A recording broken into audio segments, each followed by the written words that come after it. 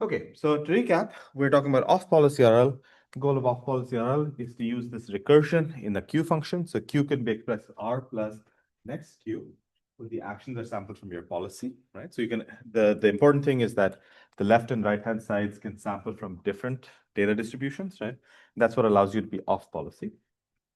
And we took this and we said, let's construct like an off-policy learning update, which has a policy evaluation step, which is minimizing the Bellman error. And we said we're going to then use that to like do a policy improvement step, which maximizes the Q function under a policy and repeat, right? So remember, this is online, but off policy in the sense you're going to use all of your previous data. Hold on, it's a little too bright.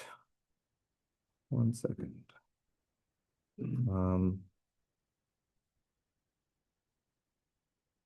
Okay. So you're going to do like an actor step, which is improving the policy, a critic step, which is improving the Q function. You're going to collect data and you're going to put together all the data you've had so far. And so you're not just learning from the latest iterates, but all of your data in the past. And this update right here is dynamic programming, bootstraps Q from the next Q, right? And so one of the like useful ways of thinking about off-policy RL is to think of it as like stitching, right? So if you can think of, here's an example. So imagine that you had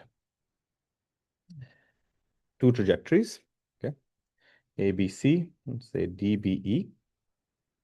Yeah. And so let's say like you had like two different trajectories come in. One of them was A, B, C. One of them was D, B, E. And like the optimal trajectory from D is actually D, B, C, right? So what off-policy RL lets you do is it takes these like two distinct trajectories and it'll allow you to stitch the DB component with the BC component. Right? So it lets you get a policy that even though this DBC trajectory didn't exist in your data set, it stitches together subcomponents of DB and BC to give you DBC.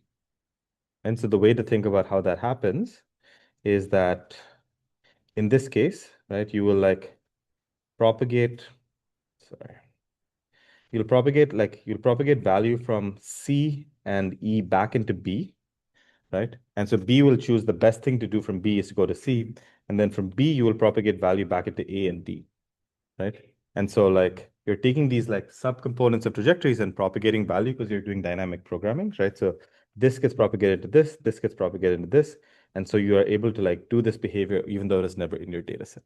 So whenever you think of like stitching in off-policy RL, you can think of it as like you're combining temporal subsegments, which allow you to like get behavior that was in the composition of your data set, but was never in your data set, right?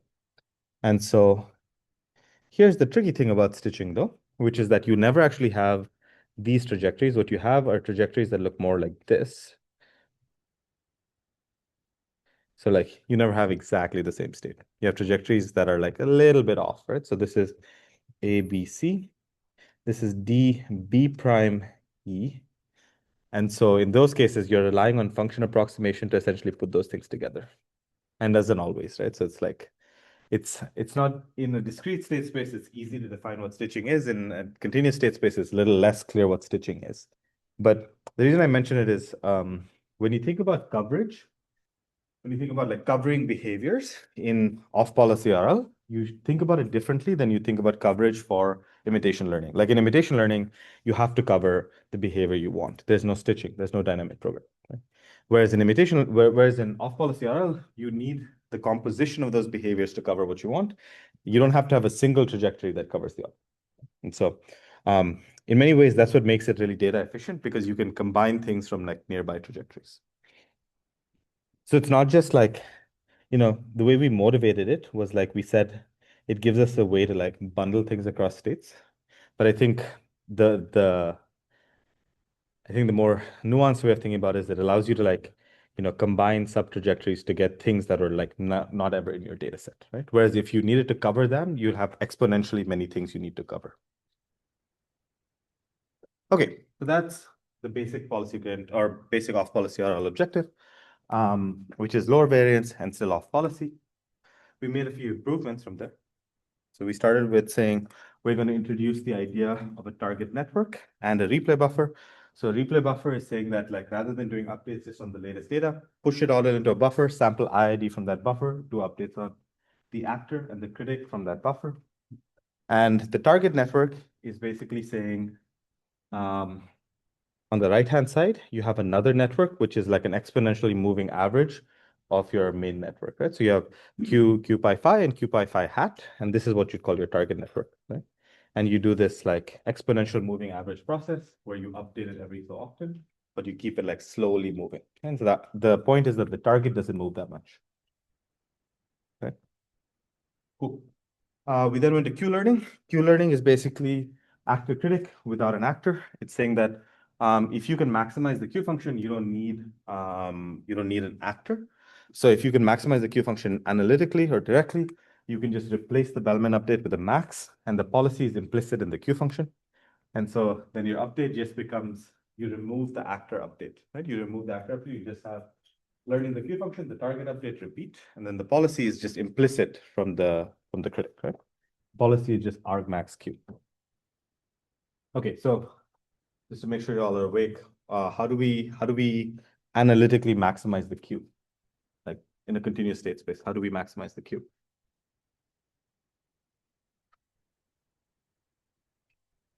I said we could maximize the Q. How should we do it?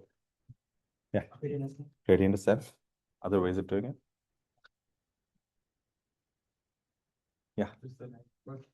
Just sampling. You can do gradient descent, you could do sampling, or you could structurally make the Q function easy to optimize. So you could represent it with, say, by a quadratic or by some convex function, right? If you could do that, then you can easily optimize it. But that comes at the cost of some expressivity. Okay, so the nice part here is you have one less set of hyperparameters. You have one less thing that is like being overestimated or anything else. But you're just learning a Q function, but it comes at the cost of this analytical maximization. And then the next set of things we talked about was overestimation bias. Remember that your Q function is a random variable. So it like looks more like this. And when you do if you take a max on a random variable, expectation max is higher than max expectation. And so you like overestimate your Q function, you propagate optimistic values. The solution to that was to train an ensemble of models and then to take do pessimism, to take the minimum of the ensemble. And that tends to like push your values down to not be overly optimistic. And so the only thing you do is you train 10 models or K models and you take the minimum of those K models. And then lastly, we talked about maximum entropy RL. So we take the same objective, we just add an entropy term. So in the critic, it's going to reflect with a minus alpha log pi. With the actor, it's going to reflect with the minus alpha log pi. As Eric recently found out in some of his research, sometimes that blows things up. So ask Eric to tell you more about that. But in general, the problem with that minus alpha log pi is that if your policy becomes like too narrow, that can like blow up because it becomes like really small likelihoods. Okay, so that's kind of what we covered. Any questions? Do we feel comfortable with this? Yeah, yeah. Oh, because you like when you have something optimistic passing through, right? Like you have like catastrophic actions that are getting overly high values, and so you end up doing things that are like not good because you're like falsely passing values back. Whereas with pessimism, like you're usually you don't want to be overly pessimistic, so there's a balance. If you're overly pessimistic, you like it's really bad to overestimate things because if you're overestimating things, you're falsely taking things that are not good.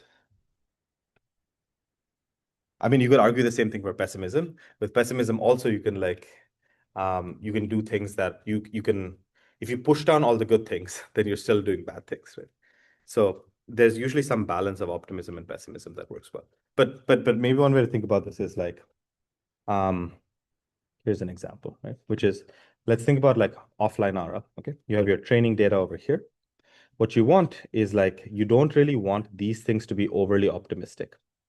So what happens is like, I can trust things that are in my data distribution, but I really don't want to trust things that are outside my data distribution, right? And so what happens if I don't push these things down is that these things become overly optimistic and they keep getting propagated to the chain. Whereas with pessimism, you typically want to stay in the data distribution that you know. right? So for instance, with the ensembles, right, what will happen is that these ensembles, will converge, like they're continuously trained on the same data. So on things where you have data, they're going to converge to the true Q value. Things where you don't have data, you're going to be pessimistic. Right? So you're not like, in things where you don't have data, you don't want to be falsely optimistic. Right? So you can kind of think of like if there's a chain of transitions, and let's say there's one chain which didn't have like more trajectories after. If you're falsely optimistic here, you're telling it to go down here, even though you don't really like it's optimistic because of function approximation, not optimistic because it's good. Right? So you want to push those things down. But if you push them down too much, you don't explore. So the balance here is you want to like be pessimistic, but not so much that you don't explore. Okay. Does that make sense? Yeah. Cool. So, okay, so this is off-policy RL algorithms. One thing to think about here is that what happens in practice when you run them on lots and lots of different problems. So these folks from DeepMind study this thing they call the deadly triad, which is a combination of three things, which is function approximation, like you're representing Q with a function approximator, like a neural net. Bootstrapping, which means that Q phi at S is getting bootstrapped from S prime. And then off-policy learning, which means that this and this don't have to be the same, right? And so the argument they made is that when you have these three things working together, it tends to lead to divergence. And so basically, when you, like most off-policy algorithms have these three things working together, and they ran a bunch of experiments across a bunch of different Atari games with different hyperparameters and so on, and they found that 61% of their runs diverged. Right, like the Q values blew up. And like often what you'll find in off-policy RL is unless you're careful about clipping and normalizing and these kinds of things, like lots of the runs will explode. Like the Q values will go to infinity. And so it's not like supervised learning. It like is not stable especially with bigger models, or it's less stable. And so they found that like some of these changes, like double Q is like the trick we talked about with pessimism, or using a target network brings down the amount of divergence, but it's still diverging a non-trivial amount of the time. And so I think it's not fully understood why this happens across all function approximators, but typically it's a combination of function approximation, bootstrapping, and off-policy learning. Okay, so let's consider this example, and we'll show how it like, even in a linear case, you can have divergence. Okay, so this is a two-state MDP or three-state MDP. State one, it's a linear approximator, which means that your value function is equal to W transpose phi. Yeah. In this case, the feature at this state is 1. The feature at this state is 2. Okay, so which means that the value function at this state is W, and value function at this state is 2W, if the parameters are W, right? And when from this state, you like, let's say, transition into terminal and stay there. So even in this like silly two-state MDP, you can show that you have divergence. If you do like TD learning under a particular data distribution. So here's how we should think about it, which is let's consider like doing TD updates like this, right? So the TD updates we're going to do is, if you remember, it is like V minus R plus gamma V the whole square, right? We want to minimize this. We want to take the gradient of this thing with respect to W. Yeah. And so in our case, it's going to be the gradient with respect to W of W transpose phi of S minus R plus gamma W transpose phi of S prime, right? And so if you take the gradient here, you get phi of S minus R plus gamma W transpose phi of S prime times phi. That's the gradient of the TD error. You just take the gradient of this thing with respect to W, just using chain rule. And so basically the TD update starts looking like this, right? In the linear case. And so if this is your TD update, let's consider doing TD updates on a data distribution which has only this transition. It only has the transition S1 to S2. No transition from S2 to terminal, just the transition. It has S1, takes some action, it gets a reward of 0, and then gets to S2. You're doing TD updates with just that transition. It's a valid TD transition. So if you plug in this transition into this update, what you'll get is something that looks like this. So remember that R is 0. 5 ST plus 1 is 2. 5 ST is 1. Yeah. And so when you plug this into the TD update, you get WK plus 1 is WK plus alpha times 2 gamma minus 1. And so you can write the update from one iteration to the next as WK plus 1 is WK times 1 plus alpha times 2 gamma minus 1. Right? All we did here, remember, is that we just took we only had one transition, which was S1, A, S2, R is equal to 0. That's what we did for our TD update. We plugged it into here, and we get the update saying that WK plus 1, our weight after an update, is WK times 1 plus alpha times 2 gamma minus 1. Now, let's consider what happens when gamma is greater than 0.5. Right? Here's your discount factor. If your discount factor is greater than 0.5, what happens here?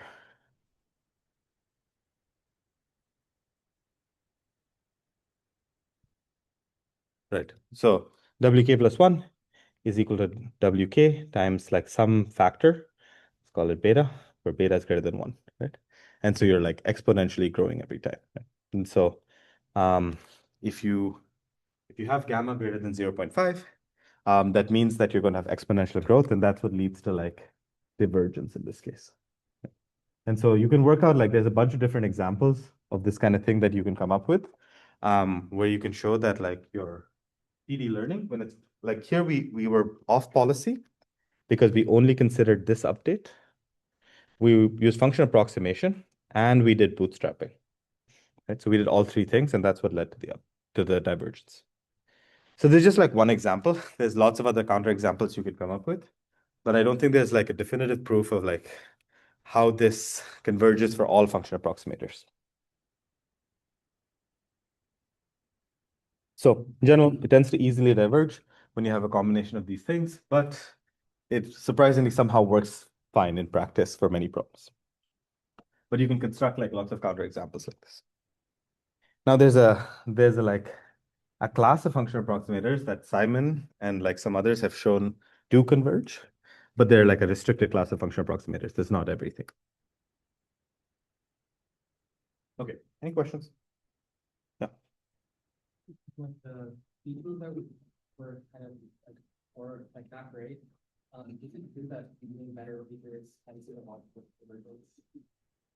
It's a pretty hard statement to qualify because what is better and what problem, right? So I think there's no one size fits all rule there. It's for instance, in the case you can show that for certain classes of linear MDPs, you can get it to converge. Or you can show that for things where your dynamics and your rewards were linear, you can get it to converge. Or if it's on policy, you can get it to converge. But I don't think you can show that it's true for all problems. Okay. So a closely related thing here is if you look at the Bellman equation, the Bellman equation is something that holds at convergence. So the value function at convergence should have this, it is a statement of fact about the value function, right? But then we went from that to the Bellman update, right? So the Bellman equation holds at convergence. If you could find a V pi that this holds for, that's a statement of just from the definition of V pi. But we went from there to this procedure, right? And this procedure was we regressed from V pi to this target, and then we flipped it every so often, right? And so this thing on the left is what you'd call your Bellman update. The thing on the right is what is your Bellman equation, right? And so what I'm going to contend here is that the Bellman equation is something that holds a convergence, and the Bellman update is not a gradient descent algorithm. is what you call a fixed point iteration algorithm, which means that you're like applying the same update over and over and over, right? So it's saying that like, imagine you had an iterate x naught. What fixed point iteration does is to go from x naught to x1, you apply some function f. Then you apply the same function f again and again and again, right? So it's not gradient descent. It is a different algorithm. It's fixed point iteration. You're applying the same update. This thing is the Bellman update. And you're applying this over and over and over till you get to convergence. Right? So what we're doing in our update so far is we are like applying this fixed point iteration procedure with the Bellman update being our f. And then we're saying that when we run that till convergence, we will get to something where the value function has this Bellman equation holding at convergence, right? And so while it looks like gradient descent, right? There you go. While it looks like gradient descent or gradient descent, it's not gradient descent. It's closer to what you call fixed point iteration. So yeah, so the question to ask is like, okay, gradient descent, you know, converges under some step size conditions and convexity of your objective and so on. Does fixed point iteration converge? Right? So we're going to do this fixed point iteration procedure. And we want to say that like, does this procedure give us a value function that converges to have the Bellman equation hold? Right? And so the question is answered using this this concept called the Banach's fixed point theorem. So Banach's fixed point theorem says that if you have some metric space and you have a function f, which is a contraction, which means that if you have two objects, x and y, in your metric space, if you look at the distance between x and y, and you look at the distance between f of x and f of y, the distance between f of x and f of y is less than the distance between x and y, which means it contracts, right? X and y get closer after you apply f to them, right? Or less than or equal to. And so what this fixed point theorem says is that if you have two objects, x and y, you apply some function f to them. If f is a contraction, then there's a unique fixed point for this f, and it'll converge to something, okay? And it'll converge to something where in our case, where the Bellman equation will hold. And so what we're going to do is we're going to try and apply this Banach's fixed point theorem to the Bellman update and show that the Bellman update is a contraction. And if the Bellman update is a contraction, then by the Banach's fixed point theorem, we'll show that it like, basically you can kind of think of things as like, if things are always getting closer, then at some point they will converge to a point. Yeah.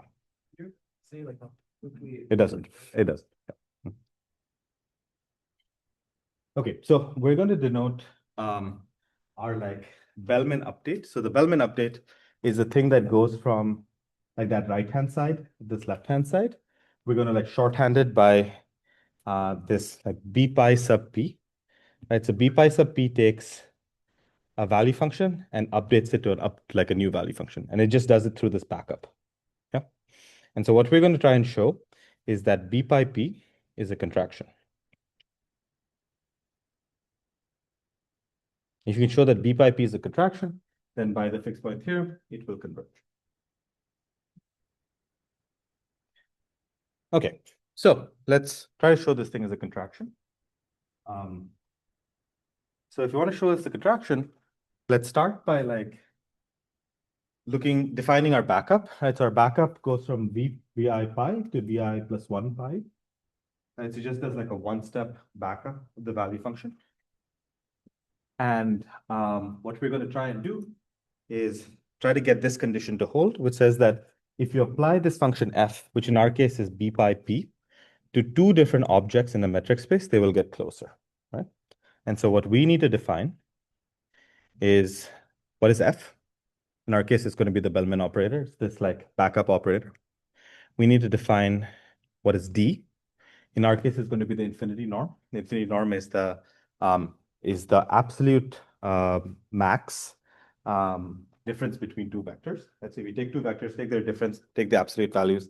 The max is the infinity norm. And then we're going to define what x and y are. In our case, x and y are going to be two different value functions. So we're going to say that if you have two different value functions, you apply the Bellman operator to both, and you consider the infinity norm between them, there will be a contraction. Right? And so if this is true, then this like Bellman operator will converge. Okay, so we're going to consider two different value functions. Let's say v and u. Let's say you have two different value functions. You're going to apply the Bellman operator to v, a Bellman operator to u. And what you want to show is that I'm just going to like substitute things into this objective. So I'm going to say x is v, y is u, f is the Bellman operator, d is the infinity norm. Yeah.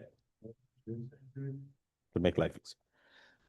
It's like the easy, it's like there's a max operator, so you can write contractions on that.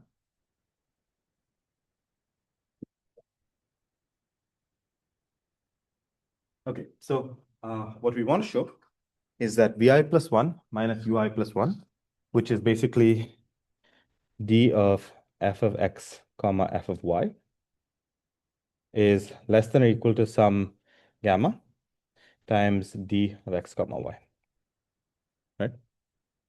And so you could do it with a different norm too, but this is the easiest one. Okay, so if you look at the infinity norm between vi plus 1 minus ui plus 1, you can write that as, you think of vi plus 1 and ui plus 1 as vectors of values at every single state. You subtract them, you take the absolute value and take the max over all the states. Right? That's what the infinity norm is. Now we're going to substitute in the definition of the backup, right? So the backup we wrote was, remember, it's this guy, right? It's this like one-step backup. We don't need to like follow it exactly, just get the vibes, it's fine. But if you like substitute in the definition of the backup into vi plus 1 and ui plus 1, you will get max absolute value of the one-step backup on v, or one-step backup on u minus the one-step backup on v. Yeah. The second thing you can do is you can like, they're both under the same expectation. And so you can like combine this to be max integral over state distributions, action distributions of u minus v. Right? You just combine the two terms. And then you use the fact that max of expectation is less than expectation max by convexity. And you can write this as less than or equal to, you can move the max all the way inside the integrals. Okay? It's the inequality. And so you move the max all the way inside the integrals. And you work through a little more algebra. I'm going to skip most of it. But basically what you could show is that vi plus 1 minus ui plus 1 is less than or equal to gamma times vi, the infinity norm between vi and ui. Right? So you can prove that vi plus 1 minus ui plus 1 infinity norm is less than or equal to gamma of vi minus ui infinity norm. And the way to prove it is just substitute in the Bellman operator, use the convexity of max, and just cancel out some terms. But what this kind of tells us is that if you like have a Bellman backup, remember there's a tabular Bellman backup, which means that like you take some vector and you propagate it back into some other vector.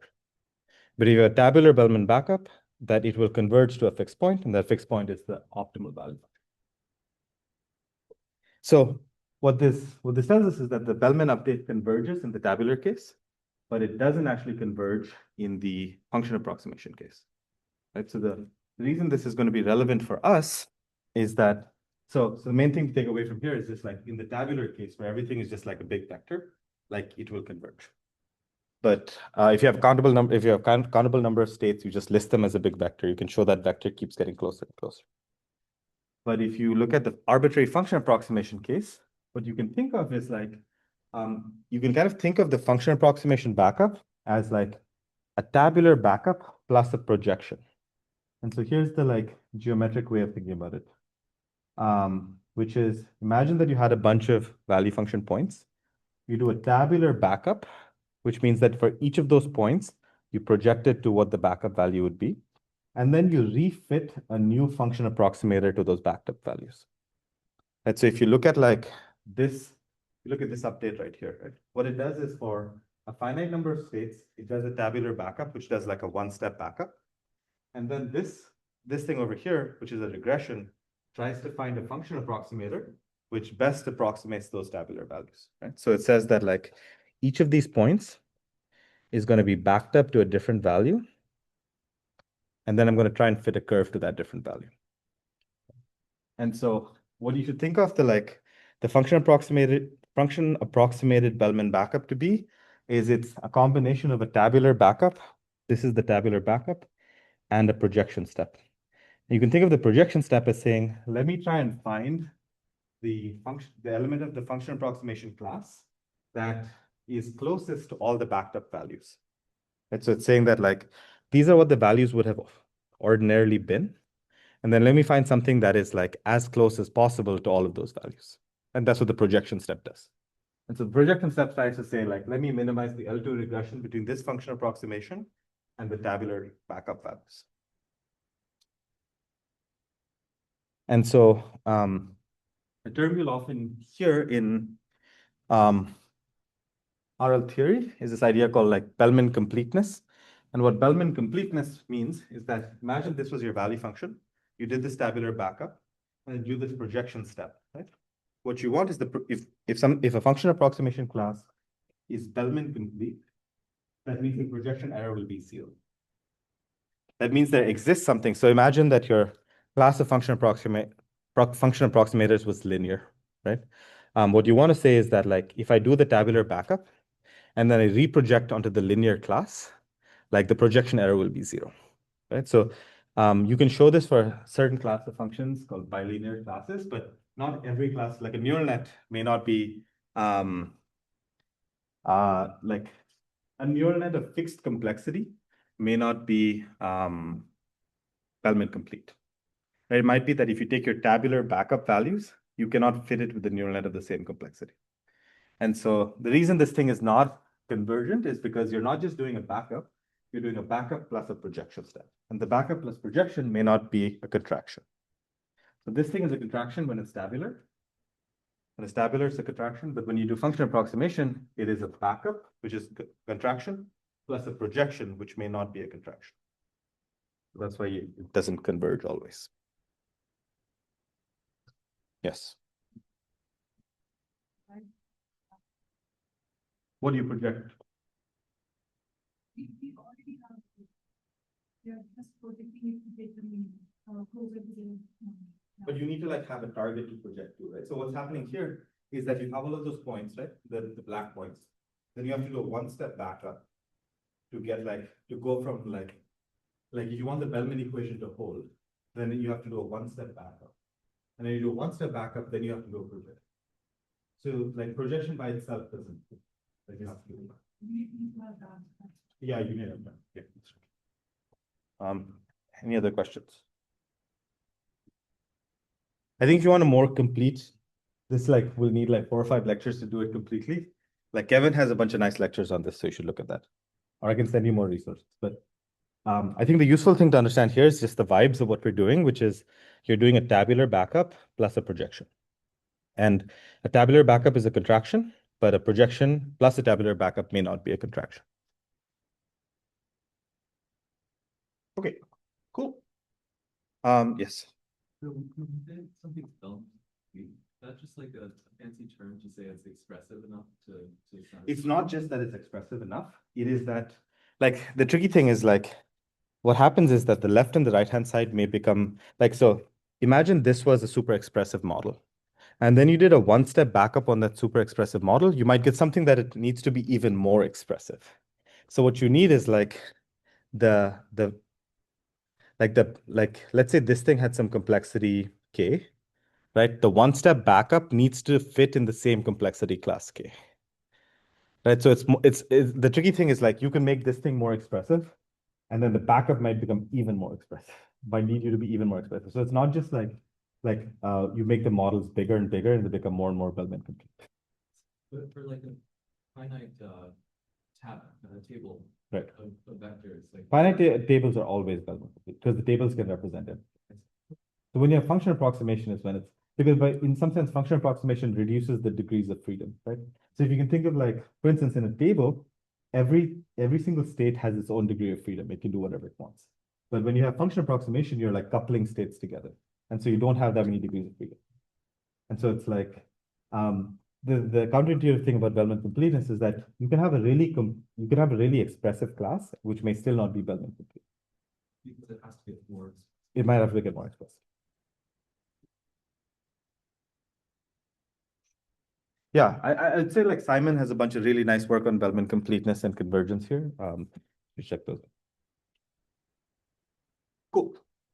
All right, so if you want to work on off-policy RL, I think there's a lot of research to be done here, especially for robots.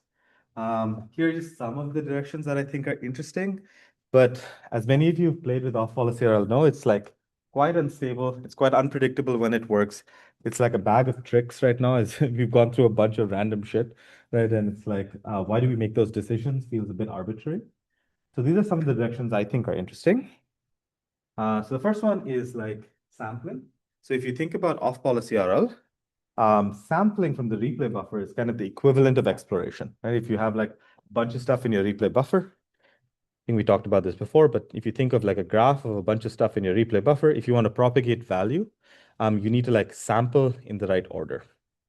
And so often you find that like being careful in how you sample things from your replay buffer leads to a big difference in performance. So an example here is like, let's consider like propagation of a tree.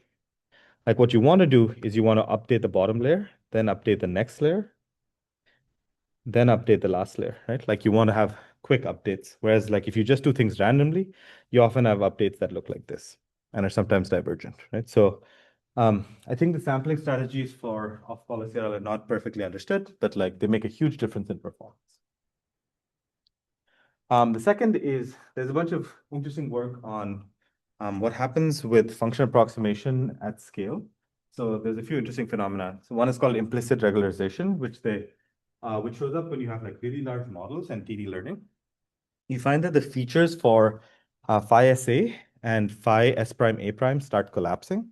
And so like phi SA looks a lot like phi S prime A prime.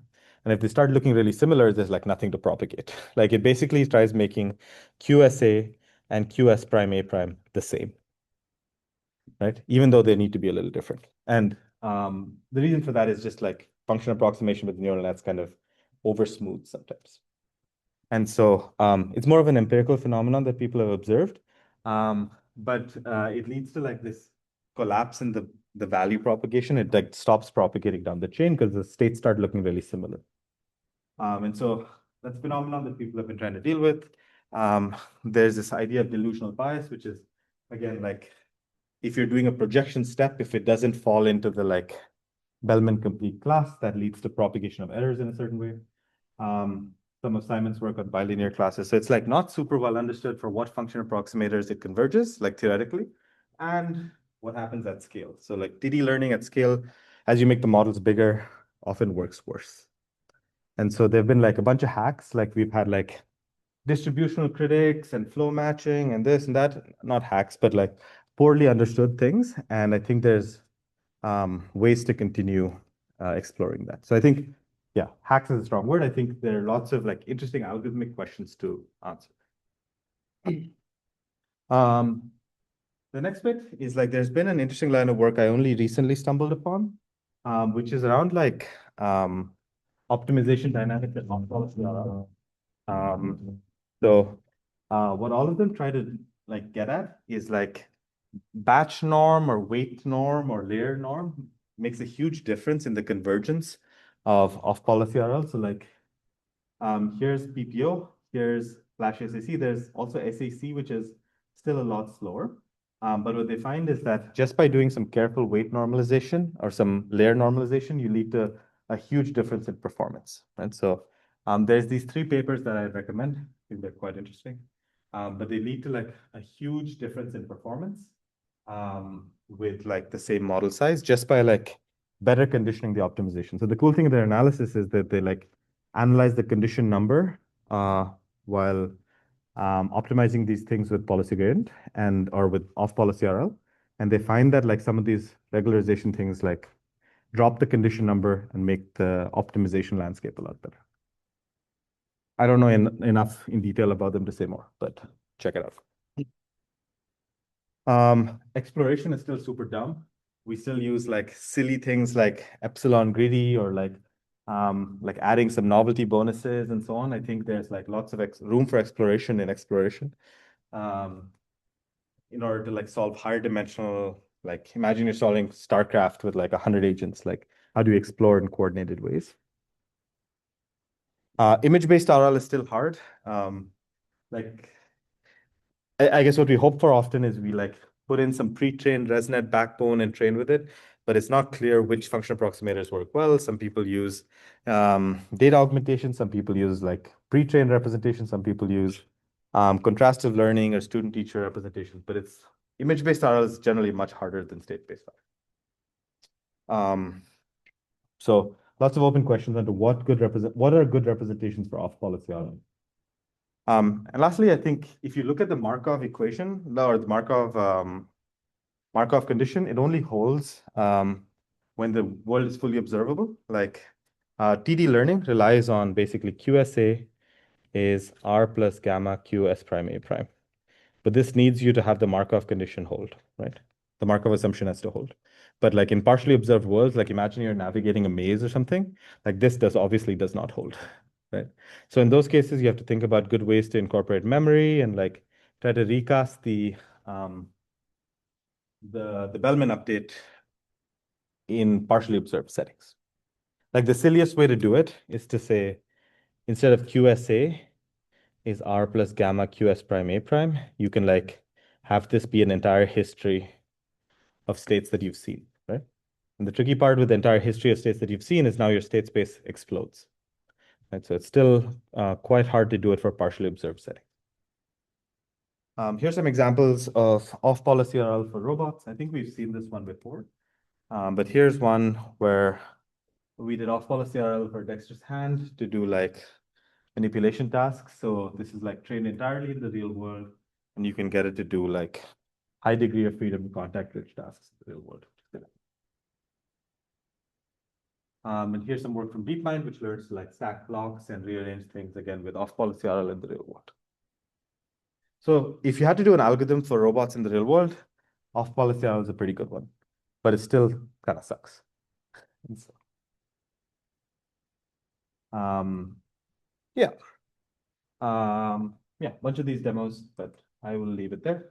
Some pros and cons here are that it's great because it's sample efficient. You can go to images. And the nice thing about off-policy RL as opposed to what we'll cover next is that you never have to reconstruct images. You never have to like produce images as outputs, only as inputs. And because off policy, you can add in prior data. So if you had like prior data from previous runs or demonstrators, you can just put them in the replay buffer.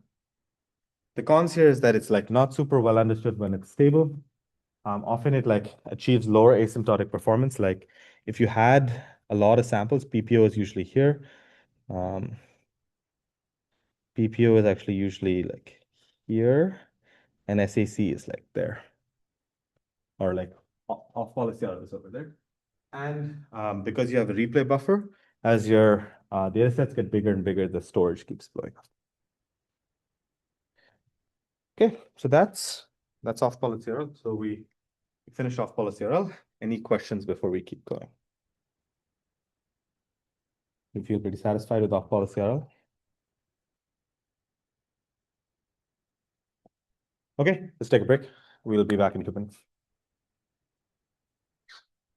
Then we'll cover model based.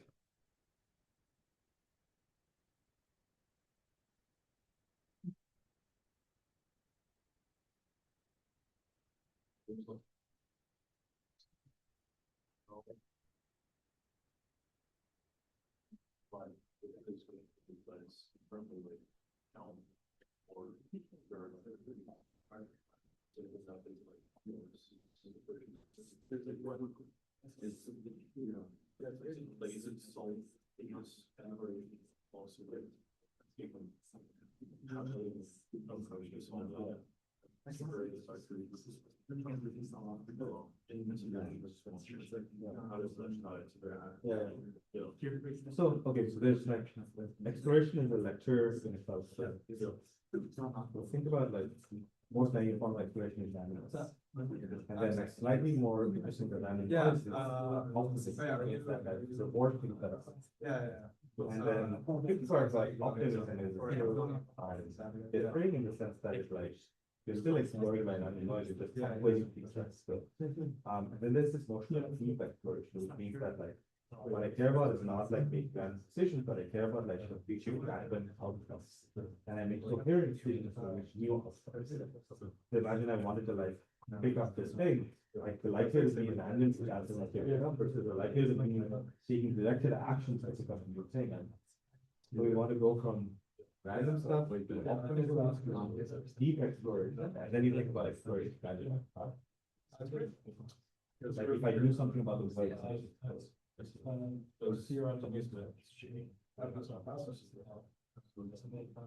yeah, because with on policy, you kind of only have your latest policy. You don't have anything else, right? So you, with off policy, you can always like upweight things in your replay buffer in the past, whereas in on policy, you can't. Right? Because there's everything is in the parameters. So they're a little different, but they're exploration methods for both. Okay, let's keep going. All right, so the next thing we're going to talk about is we've talked about gradient descent, we've talked about policy gradient, we've talked about dynamic programming, and lastly, we're going to talk about model-based optimization. Right? So the next maybe 45, 50 minutes will be around model-based RL or model-based optimization. And so when you think of model-based RL, it's not that different from these like video generation models or world models or whatever you want to call them. These are some new ones for robotics, but in some ways, the like methods we're going to talk about are like generative models of dynamics. They tell you how the world works, and then you try to use the models of how the world works to make decisions. And so the intuitive idea behind the next section is we've been trying to directly optimize for how to act in the world. In model-based RL, you're first going to learn how the world works, and then you're going to learn to act in that surrogate model of the world, right? And so rather than directly learning how to act in the world, like you think of policy gradient as trial and error, you tried something, you made the good stuff more, bad stuff less. Here, what you're going to do is you're going to take your experience, you're going to try and learn how the world responds to actions, and then you're going to try and decide how to act with that model. Okay, so there's a lot of model-based RL to be done. We'll start by talking about the basic structure of a model-based RL algorithm. We'll talk about shitty version 0, which is random shooting. We'll talk about a slightly better version, which is MPPI. We'll talk about dealing with model hallucination, which is uncertainty. We'll then talk about policy optimization, which is doing like RL in models. We'll then talk about how to extend this to images and higher dimensional things. And we lastly talk about this idea called Monte Carlo tree search, which is like what powers your AlphaGos and your mu zeros and your alpha zeros. Okay, a lot to do, but let's get started. So the idea behind model-based RL is that we're going to try and build a surrogate model of the world. So if you look at this maximizing expected sum of rewards, remember that this is under the true dynamics of the world P, right? What model-based RL is going to try and do is it's going to try and take data from the true dynamics model P, build a surrogate model P hat, and then pretend that the surrogate model was the true world, right? So there's an idea called certainty equivalence. Basically, you're going to say that, like, let me construct a surrogate model of the world, and let me pretend that the surrogate model was the true model, right? And then I'm going to maximize reward, not against P, but against P hat, right? So P is the only thing that I care about, but I'm going to use P to construct P hat. Then I'm going to try and do reward maximization P hat. Then I'm going to come back to P and collect more data, right? And so the general principle of model-based RL is to like construct a surrogate P hat. The nice thing about the surrogate P hat is you can make it differentiable, you can make it smooth, you can make it convex, you can make it, you can pass gradients through it, you can do whatever you want, right? But you're going to make a surrogate model, and then you're going to do planning in that surrogate model. So yeah, that's the basic idea. There's some nice advantages of doing that, as in like, as opposed to something like off-policy RL, you can't like teleport to whatever state you want. Like in model-based RL, you can like teleport to whatever state you want and simulate futures forward, right? And so in some ways, I think off-policy RL and model-based RL are very related, but the difference in off-policy RL is you like directly learn a Q function. And in model-based RL, you first learn a P hat and then use that to learn a Q function or a policy. Yeah. Okay. So why would we do this?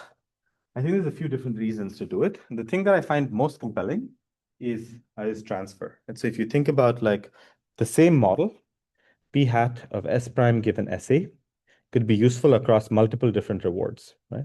You could have R1S, R2S, R3S. Like if this was truly a model of how the world worked, you can get different policies from the same model.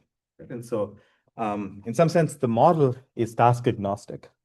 Right? And so if you wanted to transfer across problems, you just keep putting your experience into the model, and the same model works. Like the world is the same no matter what I want to do. Right? And so the first idea is transfer. The second is efficiency. Like model-based RL is that little green line over there. So it's like extremely efficient as opposed to model-free RL, which is often a lot slower. I don't think it's like super well understood when that's true and why that's true, but empirically you often find that model-based RL can be super efficient if done right. And lastly, it's like kind of stupidly simple. Like often you just do supervised learning to learn your model, and you just do some like sampling-based planning in the model. So it's like simple, which makes it scalable with large function approximators and transformers and VLMs and all that other good stuff. And it's naturally off policy, right? Like if you have a model P hat of S prime given SA, like it can come from any policy, who cares, right? Like this thing is true no matter where the policy, like what policy generated the data.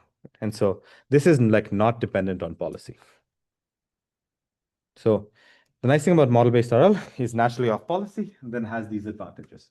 So if you're thinking about model-based RL, I would urge you to think about the transfer benefit. I think lots of people think about efficiency, but it's really good for transfer.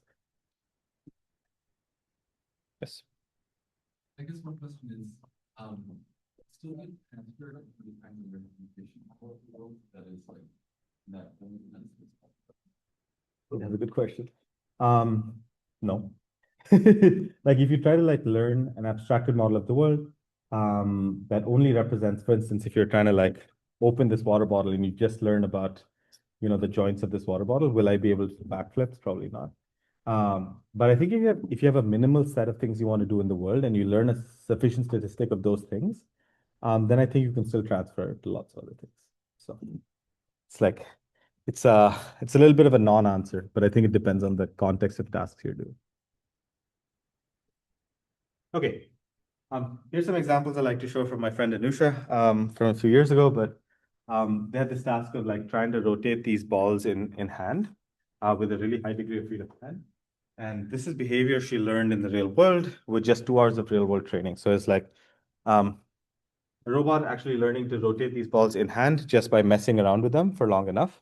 The fun story here is she broke the hand a couple of times. They had to fly in an engineer from London to fix it, but they got the video, so it's great. Yeah, so you can get really, really efficient. I haven't seen like the examples I showed earlier with the robot hand, those took like 60 hours, and Anusha stuff takes less than 2 hours. So that's pretty cool. Okay, so the problem statement of model-based RL is that you're going to start by doing model learning, which means that you're going to try and collect some data. Let's call that data D. You're going to try and minimize some loss function on that data to learn some model P theta hat. You're then going to do planning or decision making. And that planning is going to be used to select actions, right? And so I have to update this slide, but basically another advantage of model-based RL as compared to model-free RL is that it like shifts the burden from training time to test time. And so if you've heard of test time compute, etc., test time compute is model-based RL. And so test time compute means that like on the problem instance that you're deployed on at test time, I will like do additional decision making at test time. And so in model-based RL, let's say you're like at some state S and you have the model of the world P hat S prime given SA, you can use it to do test time compute because you can just like make decisions in that model before acting. And so it's like before taking an action, I'll think in the model and then I'll act. Right? Whereas if I have a Q function or a policy, like what is the thinking to be done?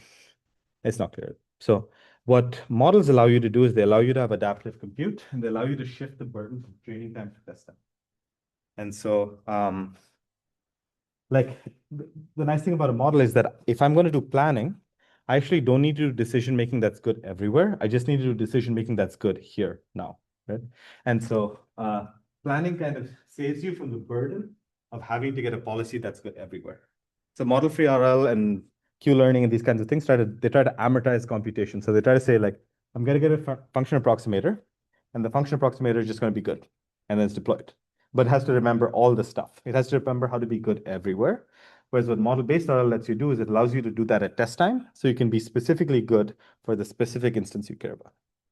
And you probably want to do some mix of them. You want to amortize some stuff, and you want to do some stuff at test time. But I think an underappreciated part of model-based RL is like the test time compute. Cool. So our goal is going to be to instantiate model learning and to instantiate planning. Cool. So what we won't cover is ideas behind optimal control. So there's ILQR, ILQG, and we won't cover model-based RL with more structured function approximators like Gaussian processes. We won't cover nonlinear trajectory optimization. Byron's lectures do a good job. I think he covers a lot of these, so you can go look at some of his old lectures. So what we're going to cover is trying to do model-based RL with neural networks and how that leads to certain issues and certain advantages. The hope is that you can figure out how to do tasks like this with the bounding balls on the top. And the bottom one for Byron's model-based RL to learn how to drift. And so they collected some trajectories in the real world of drifting, and then they had a robot autonomously learn to drift from just a couple of minutes of data in the real world, which is pretty cool.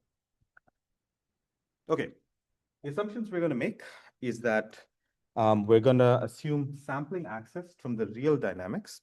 So we don't have access to P. We can only sample from P. We're going to assume access to being able to reset the environment. So we can like reset the environment to the initial state distribution and sample. And then we're going to assume access to a reward function. So it's important that we know a reward function. When I say reward function, I'm saying normally what you get is a reward signal, which means that you act in the world and someone just gives you a reward. I'm going to instead assume that we have access to a function that can take in S and give me R. And the reason that's important is if I'm doing planning and imagination, I imagine a future, I need to be able to assign reward to those imagined futures, right? And so most model-based RL will assume that we have access to a reward function. Okay? So our assumption is going to be reward function is known, but you can only sample from the dynamics. You don't know the true dynamics of the world. You can just collect data.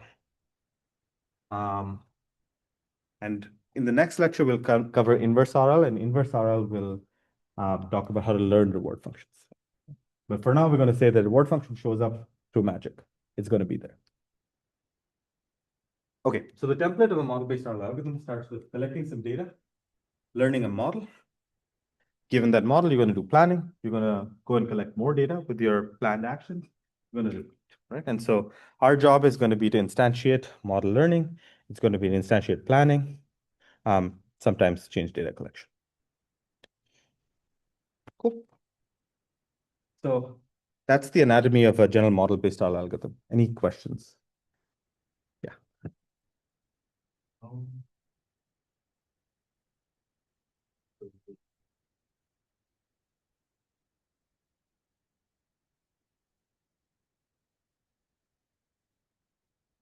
I'm not that perturbed by this assumption because two things, like one, many model-based methods that we use now just learn a reward model, like given reward samples, they learn a reward model. The second is, if you had to have robots running in the real world, the reward isn't magically showing up anyways. So in most cases, you have to get a reward model from somewhere anyways. And so there's no avoiding it. And so there's certain things like games and so on where the reward function will show up, but that's not what most robots have anyways. So there's no avoiding getting a reward model. Yeah. It's that you have a black box.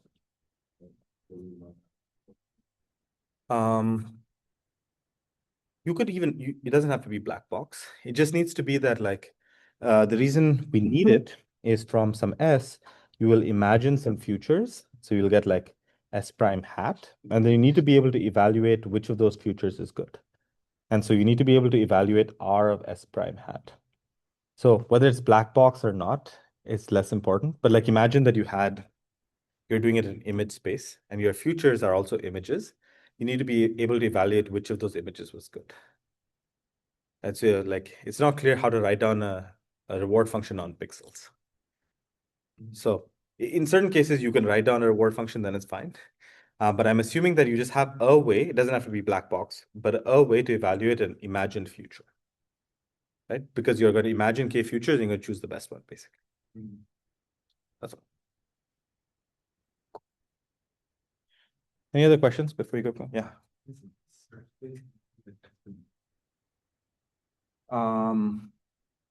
Yes, but I think often what you do is you get away with like local search. You're like, I don't have to get to the global optimal. I just need to get to something that's good enough. And often you do replanning. So you like don't need the globally optimal solution if you can replan. But I guess my question is, if you have rewards that are very long horizon, Then that's hard. It's hard because actually model-based RL will struggle with long horizon hallucinations. And so it'll like really struggle with long horizon problems. So typically in those problems, what works best is to do some mix of model-based and model-free. So model-based will be short horizon rollouts, and then you'll tack on like a model-free value function. And that kind of deals with the long horizon propagation. So like a Q function or a value function from the last section, you like combine with the model. And so that like truncates the horizon. Cool. Any other questions? Good. Let's keep going. So let's start with the first. Let's start with the first version of a model-based RL algorithm, right? We're going to say we're just going to train a model with maximum likelihood, which means we're going to collect S, A, S prime tuples from any data set. So we ran the policy in the world, we collected some data, and we're going to just maximize the likelihood of producing S prime when we feed in S and A, right? So just the same thing we did in imitation learning. We're going to do the same thing for model-based RL, just maximum likelihood. And for planning, what we're going to do is random search. So when I say random search, I literally mean random search. I mean, we're just going to draw random actions and we're just going to choose the actions that were best. Right? So like if I was at some state S, I'm going to draw random actions. I'm going to choose the best one. And I'm going to play those actions. That's it. Right? It's a valid search algorithm. And so if we do that, the algorithm looks like starting by doing model learning, which means you collect some data, you optimize the neural net. And there's lots of different ways you can do model learning, right? So the choice of your p theta hat distribution defines different types of models. So for instance, if you choose p theta hat to be Gaussian, then you get a regression-based model. If you choose it to be what you call an energy-based model, then you get this contrastive divergence algorithm. You can choose it to be diffusion models. It kind of doesn't matter how you choose it. Or it does matter, but in general, it's like fully compatible with any generative modeling procedure. Like you can just take your favorite generative model and slap it into here, right? Like it could be a diffusion model, it could be a autoregressive transformer, it could be whatever. Once you have that, the next step is planning. So planning tries to solve an objective like this. It tries to say, given your current state, you're going to try and find a series of actions that maximize the cumulative sum of rewards subject to the dynamics of your system, right? So these are what you'd call the dynamics of your system. And you're just trying to maximize the sum of rewards. Right? And so the simplest planning algorithm is what you'd call a shooting algorithm, which means that I just like try a bunch of random actions and I find the one that is best, right? I just like try a bunch of random actions. I found that this one is the highest reward and I just run it. That's it.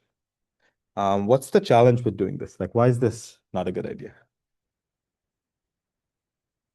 Like, why should, I mean, it's valid, right? They could maximize the problem. And I have lots of compute, so I'll just like parallelize it. Like, why is this not good? It may not be optimal. Yeah. What are other challenges here?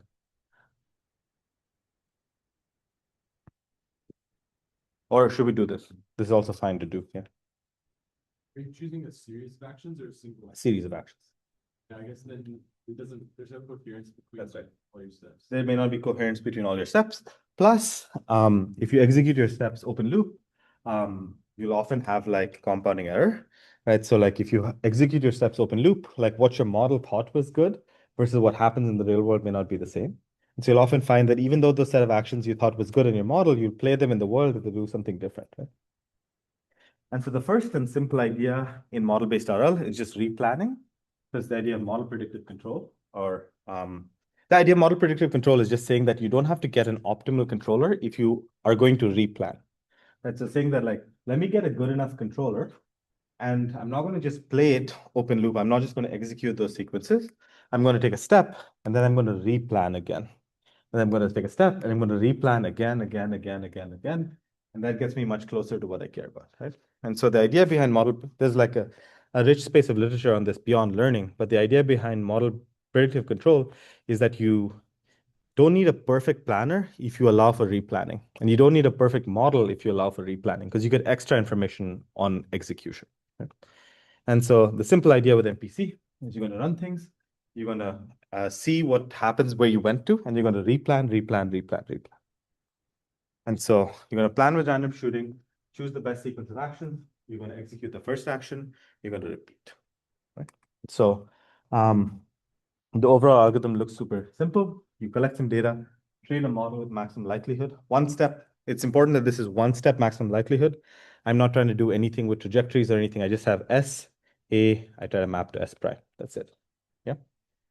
And once I have this, oh, sorry. Once I have,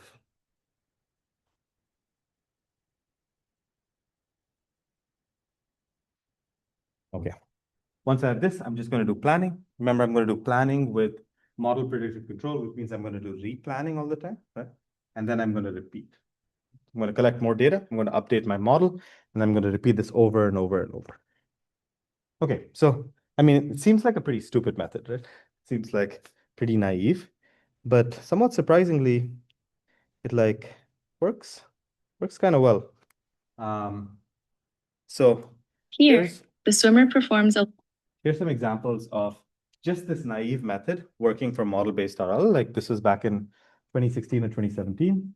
I can kind of get these creatures to walk, even though this is before deep RL really worked, but you can get it to work in the real world on like, they have like a little cockroach and they're trying to get this cockroach to walk. And the reason model-based RL is useful here is because the cockroach only has a shelf life of like a few days. Otherwise it starts breaking and degrading.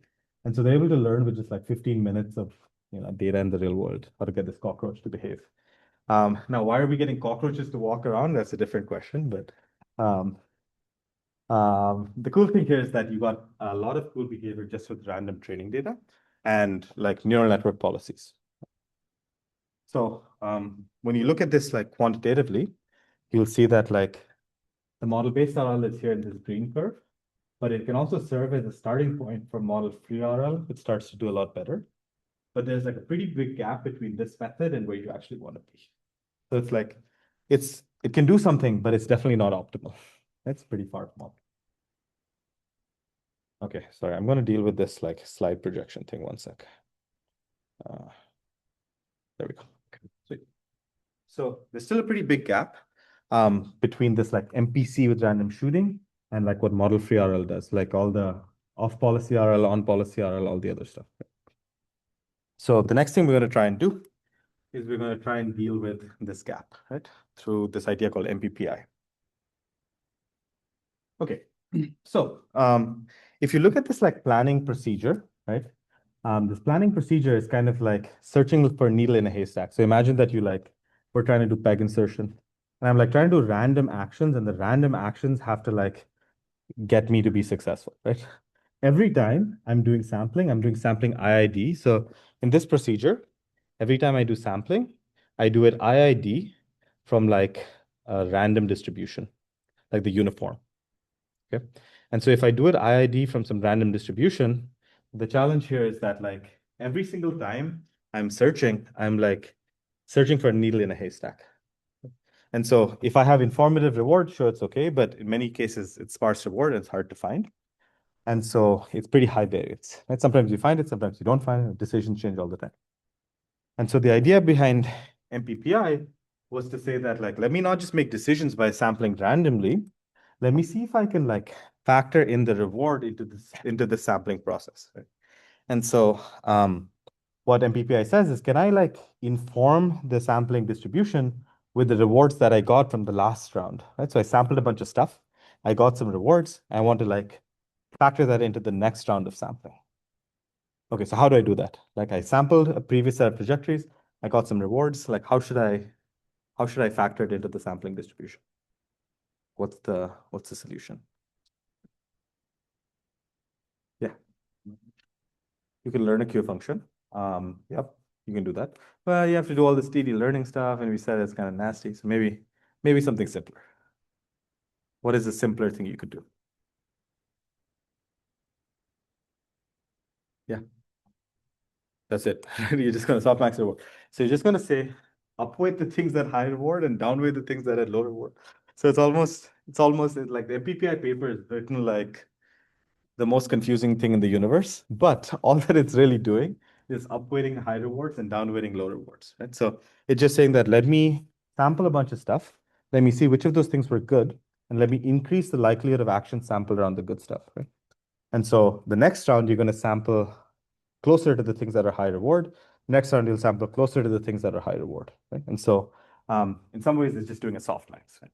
And so the procedure for MPPI is the following. You start by sampling a bunch of actions. You then score those actions by running them through the dynamics model and getting a reward. You run them through the dynamics model, you get the reward for those states that you got in the future. And then you reweight your sampling distribution according to the exponentiated sum of rewards, right? Exponential sum of rewards will upweight things with high reward more and downweight things with low reward, or upweight them less. Right? So the point is like your sampling distribution centers around things that are high reward.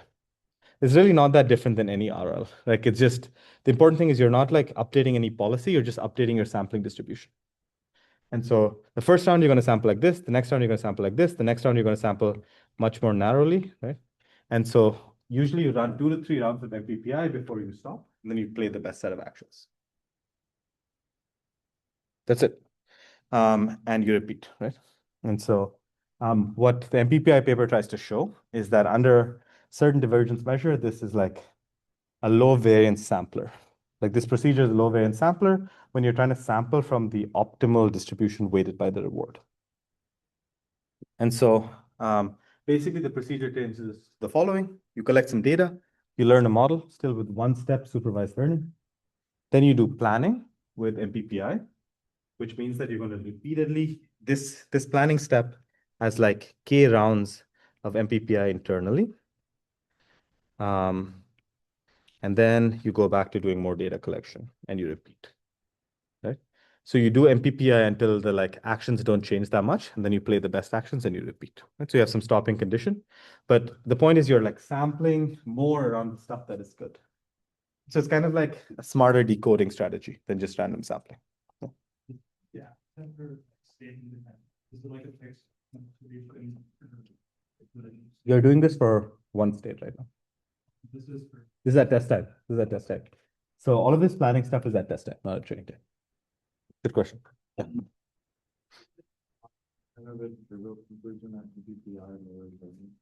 Is it not like what conclusion? Like trivial? Like that's. It wasn't trivial in 2013. I think it's intuitively obvious, but I think they just proved that it's the like this proved that it's optimal to exponentiate the reward in this kind of things. But yes, it makes sense to weight the high reward things more. Yeah. Question? No? Okay. Yeah. So I would also retract the model with the. Not during test time. Right, so typically, I guess you do it during test time in some cases, but like here, often what you do is you like collect a batch of data, you'll update your model in batch, you'll do a bunch of like planning is during execution time. So like this stuff is happening during execution and this stuff is happening during training. So it's kind of like you alternate between training and execution, training and execution. So you're doing it at test time, but not the same test time. So it's not like usually that you update your model halfway through a planning step. You'll usually do it in batch. Okay. And this is kind of the stuff that powers like all the drifting work. So if you want to read a paper about this, there's a paper called Information Theoretic MPC. And that's the one that kind of like has these results. Okay, I think we are basically at time. But I'll see you all on Wednesday. Thanks.